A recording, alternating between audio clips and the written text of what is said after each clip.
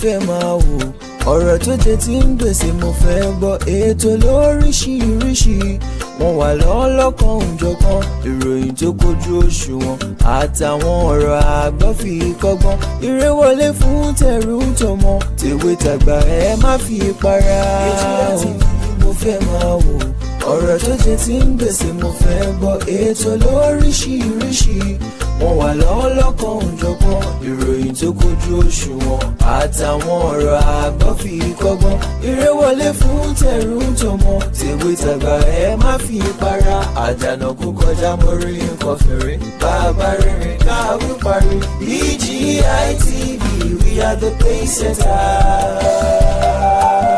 Bàbá gbàgede ìmọ̀ tẹlifíṣọ̀n station tí dòde. Kí gbogbo ojú tó ń wò mí káàkiri ayé o, a kí wa kú dédé àsìkò yìí, a sì gbé wa a kí wa pé bóòlù ojú ọjọ́ ti rí lọ́dọ̀ wa. Ẹ̀dẹ̀ ọdún bí o, ẹ kú àárọ̀, ẹ kú àsán, ẹ kú ìrọ̀lẹ́, ẹ kú alẹ́, ẹ kú dùnnú, ẹ sì kú gbádùn ọ̀sẹ̀ tuntun tá a tún ṣẹ̀ṣẹ̀ mú yìí o. Òní ni ọjọ́ Sunday, ọjọ́ kejìdínlógún tí a mọ̀ sí 18th of August 2024. Bóun ló ti rí lọ́dọ̀ ti yín bẹ̀. Àgbéléwò tẹ́ fẹ́ wò yìí, ìyẹn ni pé fídíò tẹ́ ń wò láti kàn ní Bàbá Gbàgede Ìmọ̀ TV lórí YouTube, Gbàgede Ìmọ̀ Bùtàláwì Adébáyọ̀ lórí Facebook àti Gbàgede Ìmọ̀ _22 lórí Instagram, àgbẹ̀yìn lórí TikTok náà à ń jẹ́ Bàbá Gbàgede Ìmọ̀. Ọ̀rọ̀ yìí dá lórí ìtàn ìgbésí ayé olóògbé gbajúgbajà akọrin nì tí a mọ̀ sí Onyeka Nwenu tó filẹ̀ ṣaṣọgbóra ní ọ̀sẹ̀ méjì sẹ́yìn. Ṣé ẹ gbàgbé? Arábìnrin náà lẹ́ ń wò ní ojú ìwòran wa yìí nígbà tó wà ní ọ̀dọ́langba tó wà ní kékeré. Bóyá lọ́pọ̀lọpọ̀ tiẹ̀ mọ̀ wípé ìgbésí ayé obìnrin náà bẹ̀rẹ̀ láti ìmágbé ohùn sáfẹ́fẹ́ tí a mọ̀ sí journalist. Ọ̀pọ̀lọpọ̀ ò mọ̀ bó ṣiṣẹ́ pẹ̀lú iléeṣẹ́ agbóhùnmáwòrán rí o, a sì mọ̀ bó ṣiṣẹ́ akọ̀ròyìn rí. Bẹ́ẹ̀ ni ohun tó Onyeka Nwenu fi bẹ̀rẹ̀ ìgbésí ayé rẹ̀ rí. Onyeka Nwenu lẹ̀ ń wò lójú ìwòran yìí nígbà tó wà lọ́dọ̀ títí tíyà náà fi dàgbà tó fi darúgbó. Òun náà la fẹ́ gbé ìgbésí ayé rẹ̀ wò. Ẹ wá nǹkan fìdílé tàbí kẹ́ fìdílé nǹkan kẹ́ jẹ́ àjọjẹ̀ gbádùn the life and death of late Chief Mrs. Onyeka Nwenu. Kí ni tó gbáyé ṣe àti báwo ló ṣe ṣe sí? Ó yá o, ẹja lọ wò. My name is Onyeka Nwenu. A few weeks before the coup, the BBC and Nigerian television asked me to report as a Nigerian television journalist on the situation in my country. Recently, like many Nigerians, I've felt frustrated and saddened by what has happened to us. We've had our independence for more than 20 years. By third world standards, we have a well-educated elite. We had a productive farming economy. We have minerals. And we discovered a few years ago that we had oil, a lot of oil. Yet today we are importing food that we should be growing. We are a bankrupt nation, and we have an international reputation for large-scale corruption. Many of our people are unhappy, and some even hungry. What has gone wrong? This is what I set out to explore. We sensed that change had to come to our nation, that our people wouldn't continue to accept the inefficient, corrupt civilian government of President Shagari. We were right. Before this film was completed, the coup took place. So our report, instead of being a prophecy, is now an explanation as to why the majority of my people, most of whom know what democracy is about and want it ultimately, welcomed yet another military takeover. I'm not a politician. I'm not an economist. The story I have to tell is a personal one about my hopes and fears for my country.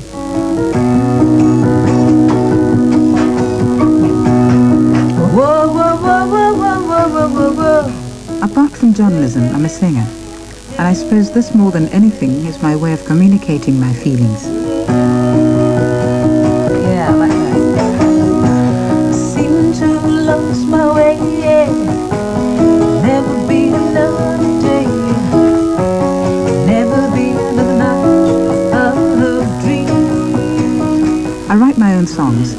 This one, we're rehearsing, is both a love song and a song about my country. I've sometimes thought of leaving Nigeria, yet every time I'm away, I miss it. Now.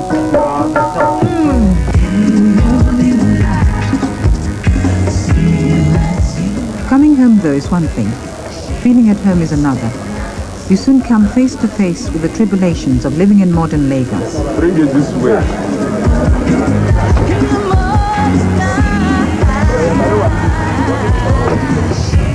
In most countries, once you pass through customs, you're all right. But not here.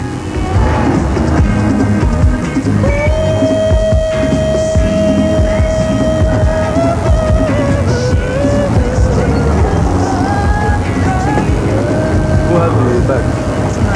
Can we see?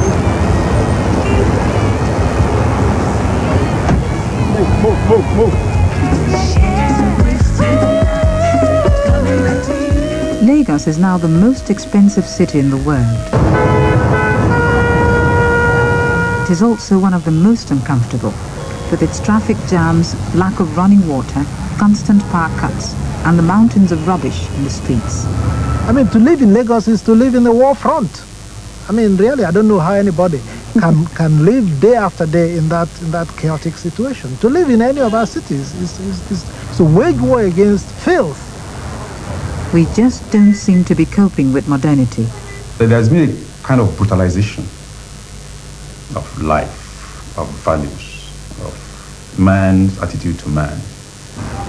This so-called rat race, to acquire, to consume, to be the next man, that's the acquisition of junks and so on, has created a society that is no longer sure of itself or where it is going. I would agree that the country has gone through a state of moral decadence. It's not only at the top, but also at the bottom. I believe that the society needs a little bit of purification. What people in the street feel is told by the blind singer Kokoro. His improvisations have always been about the everyday hardships of life. Today, he sings about the meanness and the ugliness of what Lagos has become. And he's right. But this is no reflection of traditional Nigeria. In our villages, the home is still cherished and cared for. After all, it's not as if we're a people without aesthetic values. What has happened to us since our independence? That was 24 years ago, and I had just started school. I remember how proud we were made to feel about it. Nigeria finally had a chance to govern herself. There were high hopes of making it a one united and prosperous nation, but nothing quite prepared us for the difficulties that were to follow. There we were, a nation of so many nations, culturally diverse and thrown together without our consent. In 1967, after a succession of coups and Biafra's attempt to break away from the Republic, Nigeria was pitched into a bitter civil war.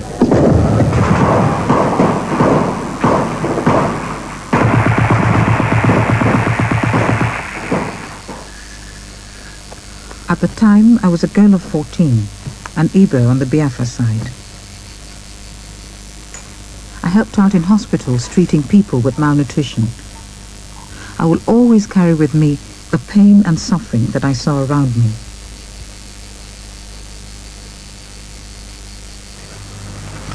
It took 3 years before that conflict was resolved. In the great spirit of reconciliation, largely initiated by General Yakubu Gowon, the then head of state, Nigeria became one again. But the end of the war did not mean the end of military government. During the next 8 years, Nigeria was ruled by 3 military governments, giving us altogether 13 years of military rule since independence. Be faithful and bear true. It was only 4 years ago that we got another chance to elect our leaders. So at the age of 27, I had my first chance to vote. Disenchantment soon set in as government officials scrambled for the prizes of office. corruption was both blatant and pervasive. In the midst of a declining oil economy, individuals made millions, some it is rumored billions, safely tucked away in foreign banks. Prices of basic goods shot up, while our currency, the naira, on the flourishing black market fell to 1/5 of its official level. What it meant to ordinary people could be seen in those few weeks before the coup. I don't buy before from you. I sometimes go to Jankara market to buy cloth. Here you can really feel the pulse of the people. Why no see me for? I come. I just want to see. You come back. They come back. They will come. I'll finish with you. I never to me you get my cloth. It's not unusual for these women to grab their customers, but nowadays there's a certain desperation about it. Okay. A desperation that I've felt building up for some time. Make I see something. I just don't see how people cope. You can see they're not coping. You walk down the streets and you see kids and they look like they're malnourished. Sometimes my flatmate Tina and I have friends over, and usually the conversation comes around to politics. I've noticed a fundamental change in people's attitude. Nigerians are no longer blaming the colonial powers for our problems. Now we direct our anger at our leaders. They know that it's wrong. They can see what's happening. They know lots of people are starving, but they want the money for themselves. They're not interested in how we live tomorrow. When they leave, our generation is going to have to clean up the mess. They're not interested in that. It's take now what you can, while you can. I think it's such a big problem that you look at it and some people feel, well, where do you start? You start by not taking money out of the country. They keep embezzling money and putting them in foreign banks and saving up for the rainy day. So if you're so self-centered that you don't care about what's going on around you, how can you find solutions? The dividing line between legitimate business activity and what in anybody's language can only be called corruption is not always easy to define in modern Nigeria. Before the coup, this businessman was one of many who enjoyed a considerable degree of political patronage. It was not uncommon for influential Nigerians to have serving soldiers guarding their private homes. This Rolls-Royce is one of two that he owns, along with 6 other vehicles. He operates a number of factories, which, like so many others in Nigeria, depend on raw materials. But since the economy has declined, business concerns like his, which operate in planning, textiles and the like, have found it more difficult to pay their way. But the lifestyle of those in charge hasn't changed in the slightest. Sally, Salu, you come and allow some soft drink. I love dogs, I love them very much. And it's very good. He's been very good. But very, very jealous. Yes. Even if I ride a horse, give him. He was very good. Among this man's other assets are 2 luxury jets, which cost £1 million a year simply to maintain.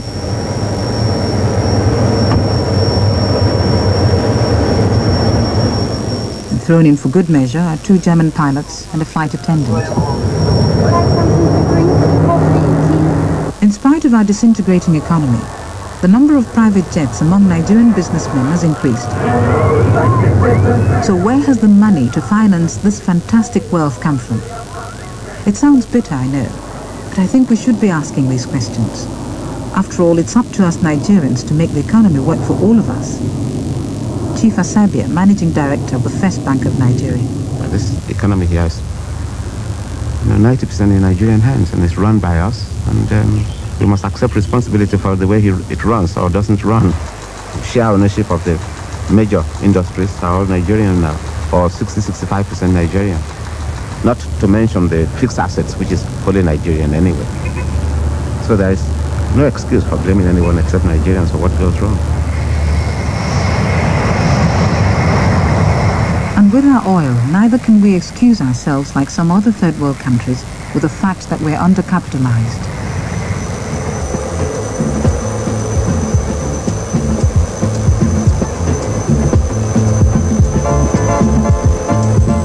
Nigeria is a member of OPEC. Fly over the Niger Delta area and you will see everywhere the signs of oil development, both offshore and on land. In the short space of 10 years, the country's income from oil increased 45 times. At the end of 1980, it represented over 90% of Nigeria's foreign earnings. Oil has helped us enormously. I think it has been an unqualified success for Nigeria in many ways. I'm not talking about the management of resources now. I'm talking about what it has done in absolute terms. It's changed the whole place. It's changed our own image of ourselves, our image of the external world. Everything has changed around us in the last 20 years since we had oil.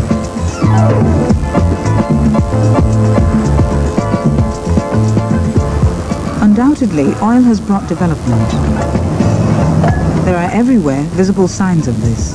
Motorways, international airports, new universities.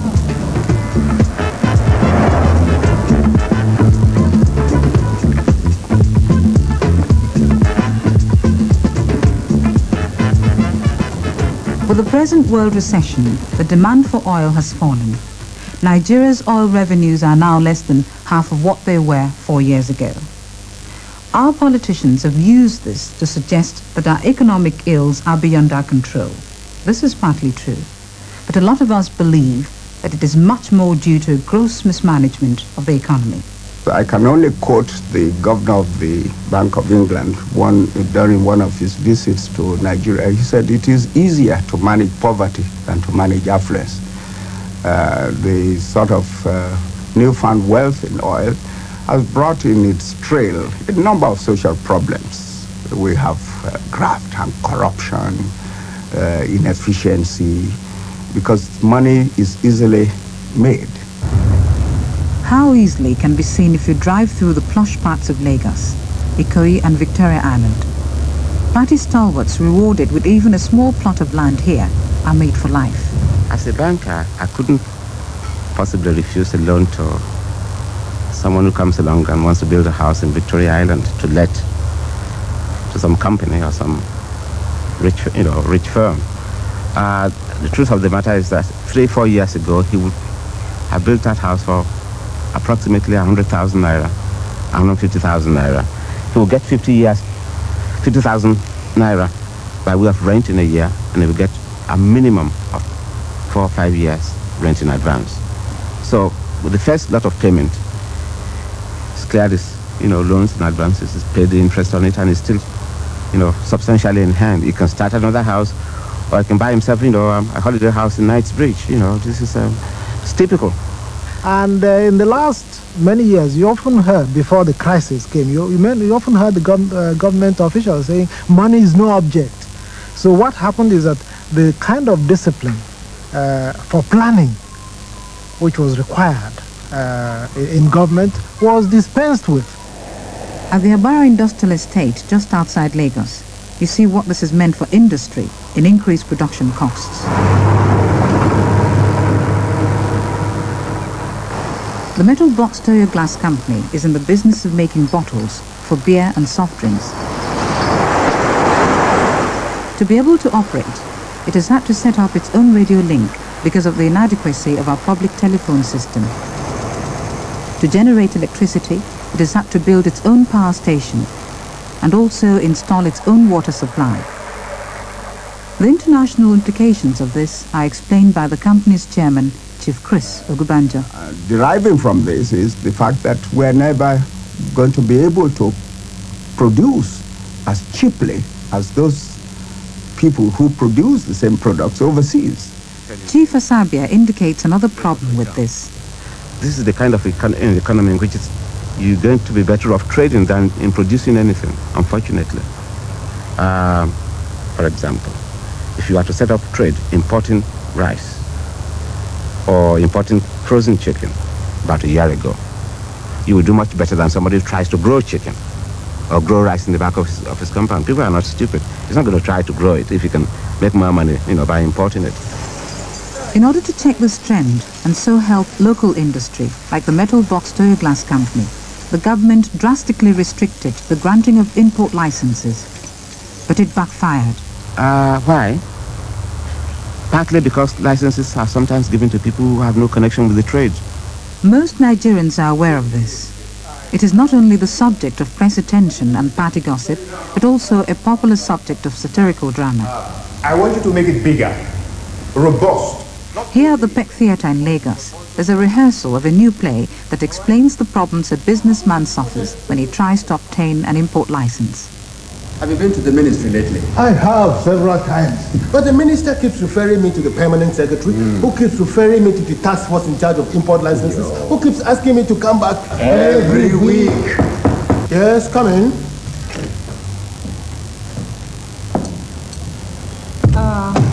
Are you Chief Ayoka of Ayoka Motors? Yes, I am. Excuse me. They told me at the ministry about you. Yes. I have an import license for 1,000 cars. 1,000 cars? Yes. And it could be yours if you can pay the right price. But don't you want to use it yourself? Hey, Mickey, I am not a car dealer. Then how did you get it and I couldn't? The right connection and the right party card. I have got the right connections too. But you haven't got what I have got to give. How much do you want for your import license? 1,000 naira for every car. That will be 1 million naira. Maybe you can add it to the price of your car. Anyway, here is my card.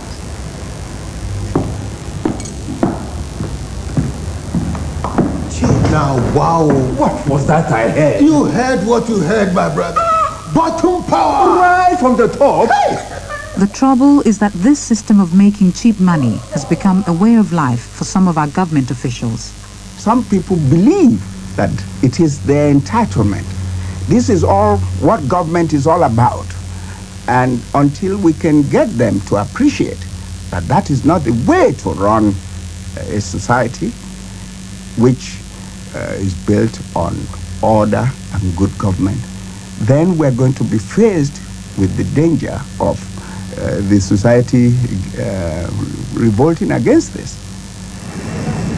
Since the oil boom, the government has received vast sums of money, and it has spent it, not always wisely or even honestly. Look at our new federal capital at Abuja. It was a bold concept done with the best of intentions.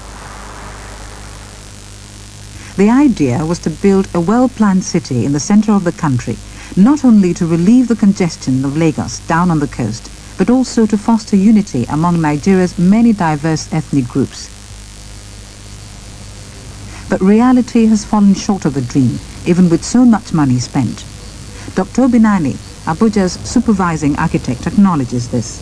I think as of today, the environment to FCDA is about 1.3 billion. 1.3 billion has been put in here. It does not show. Abuja was planned. The implementation has not followed the line of the planning. I don't think in that respect, I think we have not fully learned. It is not a question of who does it. It's a question of who does it where. We haven't done it well. But it's a gigantic project. Moving a capital is not an easy task. Many architects involved in the Abuja project have become frustrated by the way government officials have awarded contracts to the wrong people. There's particularly been corruption in the granting of mobilization fees. This is money advanced to a contractor to enable him to buy materials. And a number of, responsible contractors did use this in a sensible kind of way to mobilize, to purchase equipment and material and so forth in advance of getting started. But it has since fallen into disrepute because a great many contractors of the, not so good category have simply not spent the money on the project. They've spent it on something entirely different. A theme taken up in the new Peck Theatre play. Ah, Mr. Festus, you are here. What's the position? Well, a 25% mobilization fee was approved along with your contract. Thank God, at long last. Thank God for nothing. There is no money to pay you mobilization fee. Look, my friend, what's your show? Which one you day? Why are you trying to be difficult? What do you need mobilization fee for anyway? Oh, to mobilize, to buy the bulldozers, the graders, and all the necessary equipment. But you are supposed to have those already. You said so in your application form. Application and what I put on were a mere formality, you know that. Why?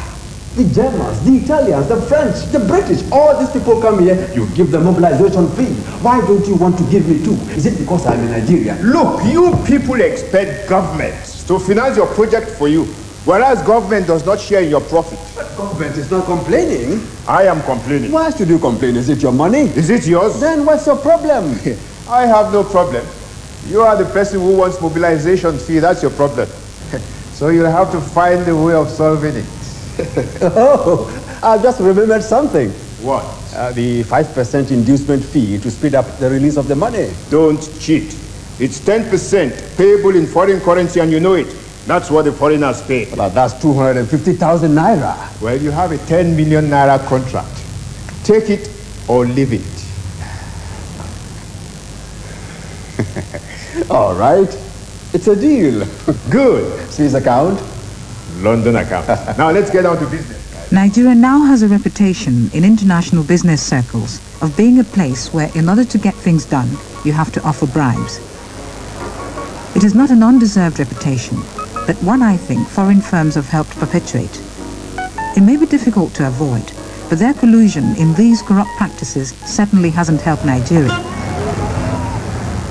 I'm sometimes embarrassed when I think of how the foreign visitor, cocooned in our extremely expensive hotels, must see my country.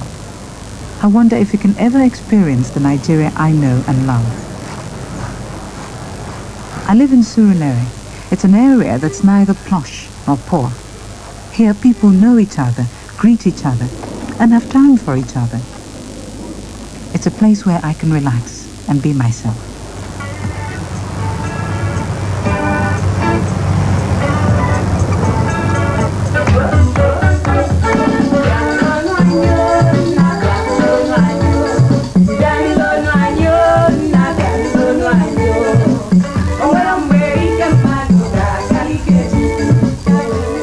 Lagos has become a hard place. Friends are so uptight these days, suffering from the stresses you associate with cities like New York. Exciting perhaps, but not conducive to easy living. Let's get to work.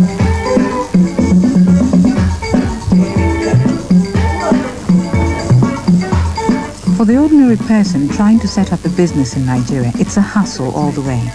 There's an incredible pressure to play along with the system. Otherwise, things can take 20 times longer or become impossible. Tina and I encounter this. We've just set up a fashion boutique, our first business venture, and we know how difficult it is if you decide to do it without a godfather, someone with the right connections and the right party card. Also, pick up the orange. Oil wealth has concentrated patronage in the hands of government, which of course means the party in power. Since this represents in the minds of most Nigerians a certain section of the country, in this case the north, some people feel they're losing out.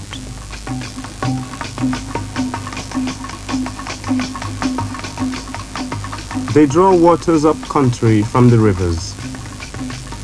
The Aborigines upon the banks are left dry in their tenements. Engines upon rigs ulcerate the soil. The Aborigines upon the banks may not have their settlements renewed. They cannot even sleep, for flares above woods and waters have so banished their nights. The Aborigines, who generations ago kept strangers at bay, can only now keep wake for their rights. The rights the majority up-country have taken away in the name of one country to turn waste regions into garden cities. A recent poem by poet and playwright J.P. Clark. He comes from the Niger Delta, one of the oil-producing areas of the country, and he knows well the impact of oil exploration on the lives of his people. They feel that they are no longer in control of things, nor do they benefit from oil money. They don't have water, good water to drink, good medical service, no good schools around, no good roads, you'll see it all around in the general poverty. And they know it, they cry, they're hungry. Yeah, one gets the feeling, in fact, that those who have political power are daring the people to do their worst. But government is far away from these people. And you can look around you, you'll find that, everything has been packed away and nothing put back. Now we have to rely on ice fish because rivers are dead. They're dead, from pollution arising from the oil industry. Well, how deep is this resentment? Well, sometimes the resentment is so deep that sometimes they wish the oil hadn't been discovered.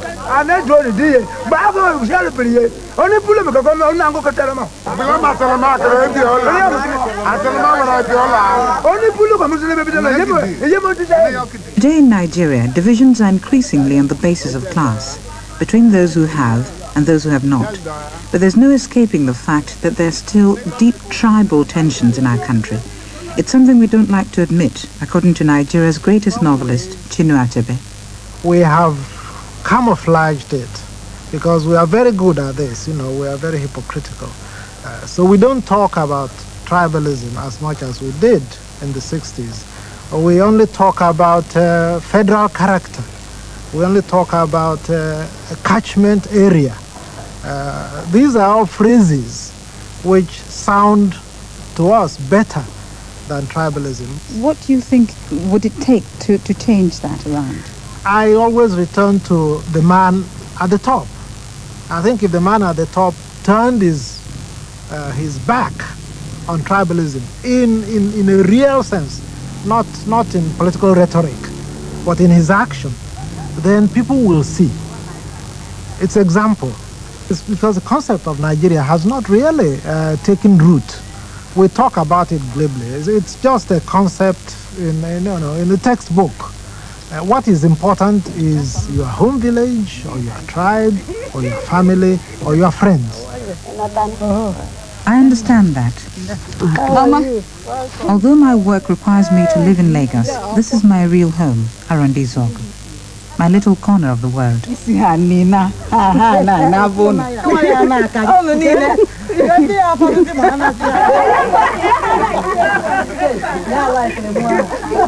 Part of me will always remain here. These are my people. My life is linked with theirs. It gives me a sense of security to know that I'm always welcome here.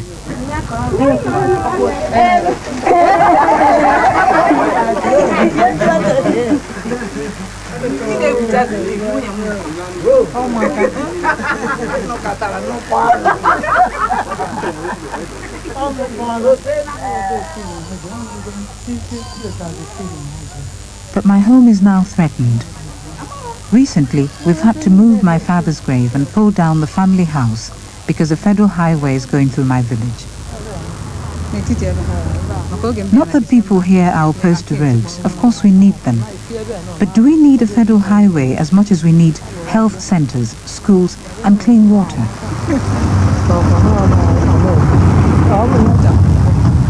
Things will never be the same again.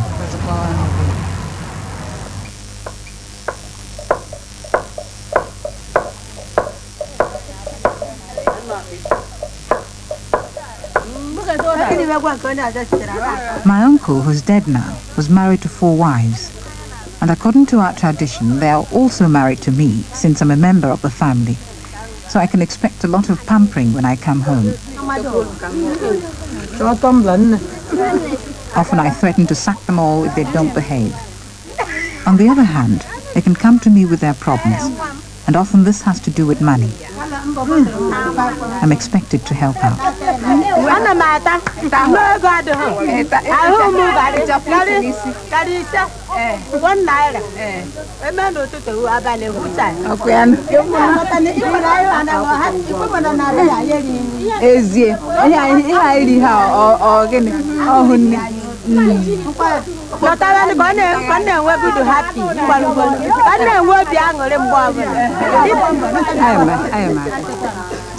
This family pressure is familiar to so many Nigerians who move to the cities, as we see in another scene from the Peck Theatre production.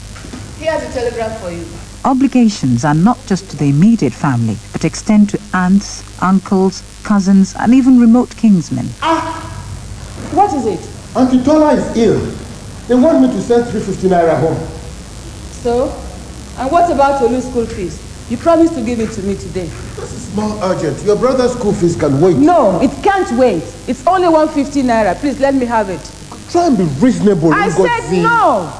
You've promised to give it to me today, and besides, the boy may lose his chance for sitting for his GCE if he doesn't pay up by tomorrow. You know that? We can talk to the principal and explain No, it. Tunde, if you know you're not going to pay it, just let me know.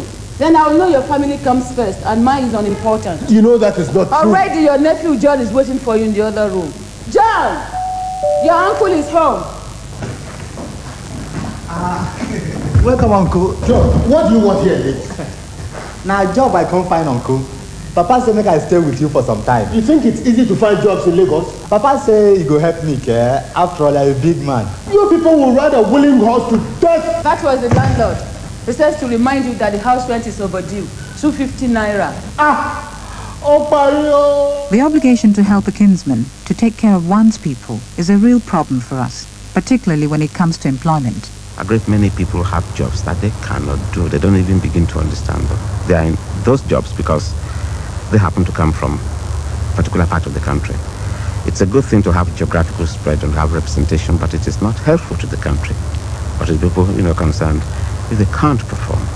We seem always to opt for the compromise candidate, not the best.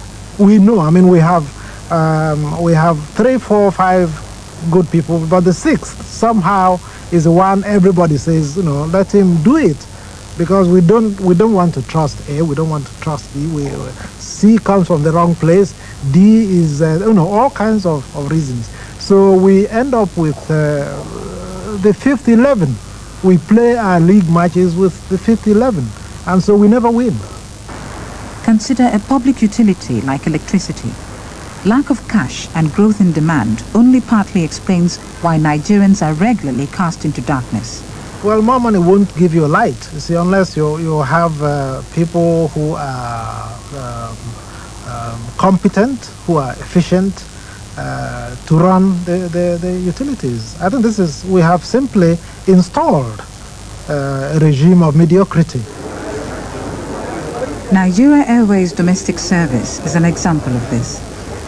In most parts of the world, when you're given your boarding pass, you can expect to get on your plane.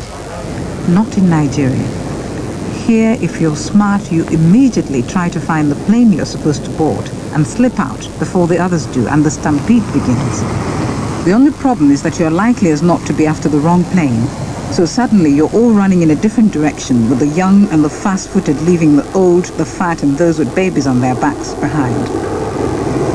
Why you are doing this? What are you doing? You know you've made it only when you're safely on board. Stop! Stop! Stop! Stop! Come here. Come here. Where are you from? You say we know. Where are you from? From where? I'm from Lagos. Lagos? Oh yes. What is your duty? Perhaps the most despised of our public services is the customs. Move! Move! Here officials can become rich overnight, which is why, according to one report, it attracts so many university graduates. Come here! Come on, come here! Come here! Come here! Come here!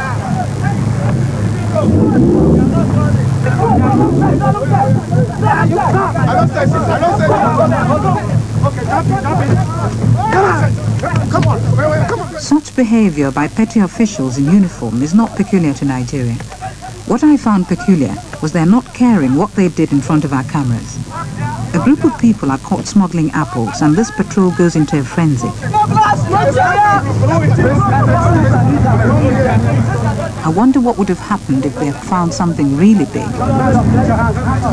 Customs have been the subject of a number of hard-hitting articles in the press. One of our dailies, Punch, recently accused officials of selling the more lucrative jobs to the highest bidder. Customs Public Relations Officer, Mr. Innocent Okoye, was asked whether this was true. Thank you very much for that question. I would like to give you a rejoinder to that publication. You see, you notice that undue emphasis has been placed on anti-smuggling aspect of our job by the press to the detriment of our main duty, which is revenue collection. For the past 3 years, the customs and excise revenue has been on increase. For instance, I would like to mention you this figure for the purpose of this interview. In 1980, we collected 1.7 billion. 1981, 2.3 billion. 1982, and 2.4 billion. Which doesn't seem to prevent smuggled goods from being sold openly in the streets. In fact, these traders told me they regularly have to pay off officials in order to stay in business. Not that some of them have not choice. Nigeria, like the rest of the third world, has experienced the exodus from village to city, and people once there hustling a living as best they can.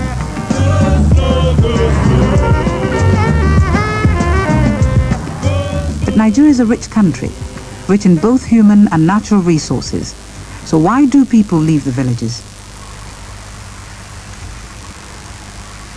This village is in the once prosperous cocoa-growing area near the town of Abuja. A few years ago, there were over 200 men of working age here. This man has 6 sons. In the past, it would have been customary for at least some of them to have stayed to help him on the land. Àwọn ọmọ yín mélòó ló yìí wà lábúlé tó ń ṣiṣẹ́ àgbẹ̀ pẹ̀lú yín? Kíní ìsìn, kíkọ́ ọmọ mi gan kò tẹ́yọ kan. Kò sí. Ó tó bí ọkùnrin mélòó tó kù lábúlé yìí báyìí? A lè rí bóyá a lè rí mẹ́jọ bí mẹ́wàá. It's all part of our present predicament. With oil, there was suddenly so much money in circulation, most of it to be earned in the towns.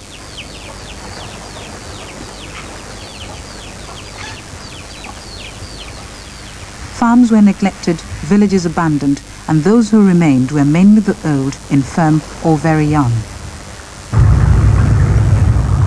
Successive governments, aware of the danger of this neglect in what is still a predominantly agricultural country, initiated one big ambitious scheme after another, culminating in the Shagari government's Green Revolution. My answer to that is that Green Revolution has given us a lot of food for thought, but hardly any food for our stomach. I mean, it is just another incredible example of mismanagement. Who is in that Green Revolution? Political bosses who don't know yam from cassava, who don't know maize from millet. Go and look at the people who are running it. It's all a way to give money to party supporters. One of the most prestigious schemes of the Nigerian Green Revolution is the River Basin Development Project. The idea is to harness our rivers to a network of canals to carry water to newly cultivated land. Those big projects like the River Basin System contribute in total a small proportion to the total requirements and total production of the country. In other words, they represent only the tip of the iceberg. The base of the iceberg consists of the peasant farmers. Secondly, even the little bit they contribute, the cost is very high. One reason the cost is very high is the disproportionate amount of money spent on administrators in their offices rather than the peasants in the field. When I once covered this subject for television, I found that one official scheme on which large sums of money had been spent didn't even exist at all, except as a statistic on a report.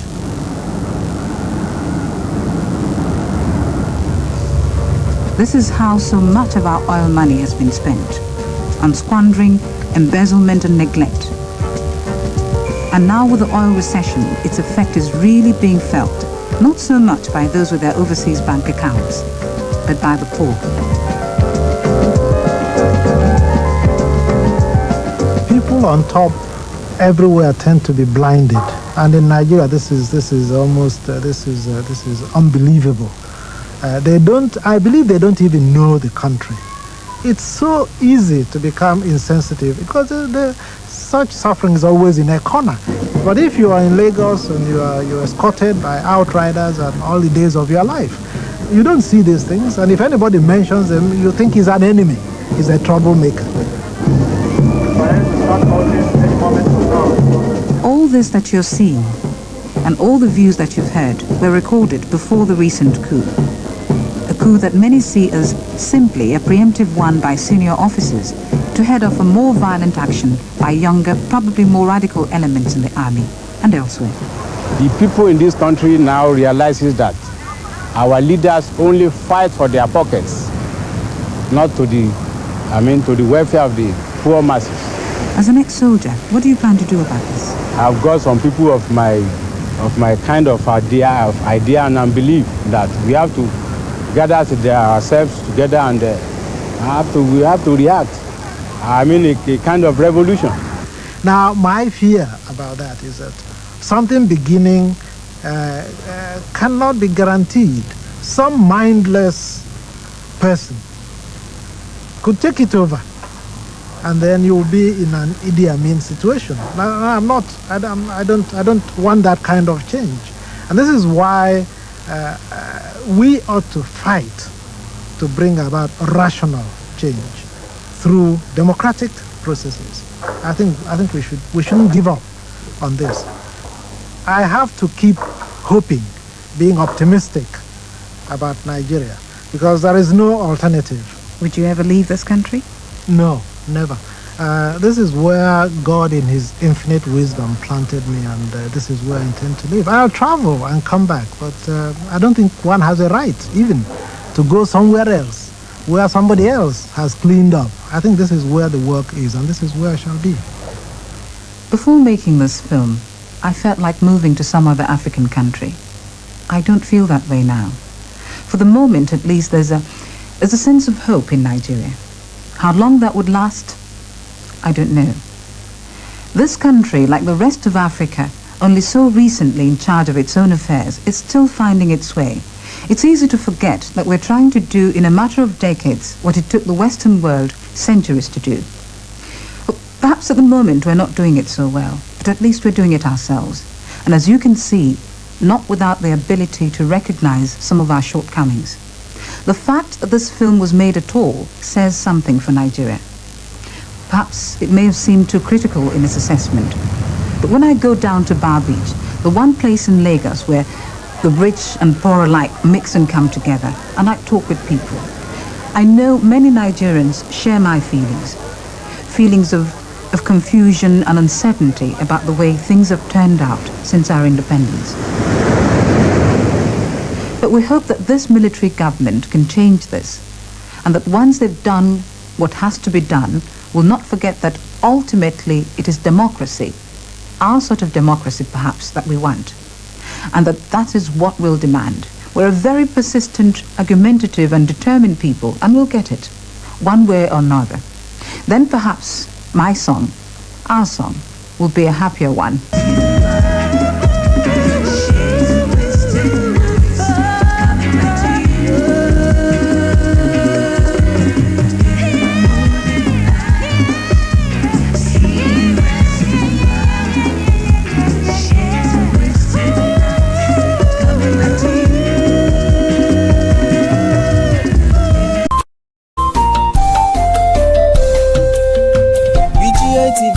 fẹ́ máa wò ọ̀rọ̀ tó jẹ tí ń gbèsè mo fẹ́ gbọ́ ètò lóríṣiríṣi wọ́n wà lọ́lọ́kan òjọ̀kan ìròyìn tó kojú òṣùwọ̀n àtàwọn ọ̀rọ̀ àgbọ́ fi kọ́gbọ́n eré wọlé fún tẹ̀rù tọmọ tèwe tàgbà ẹ má fi para ètò mo fẹ́ máa wò ọ̀rọ̀ tó jẹ tí ń gbèsè mo fẹ́ gbọ́ ètò lóríṣiríṣi wọ́n wà lọ́lọ́kan òjọ̀kan ìròyìn tó kojú òṣùwọ̀n àtàwọn ọ̀rọ̀ àgbọ́ fi kọ́gbọ́n eré wọlé fún tẹ̀rù tọmọ tèwe tàgbà ẹ má fi para àdànà kó kọjá mórí nǹkan fèrè bàbá rere káwí parí BGI TV we are the pace setter. Bàbá gbàgede ìmọ̀ tẹlifíṣọ̀n station tí dòde.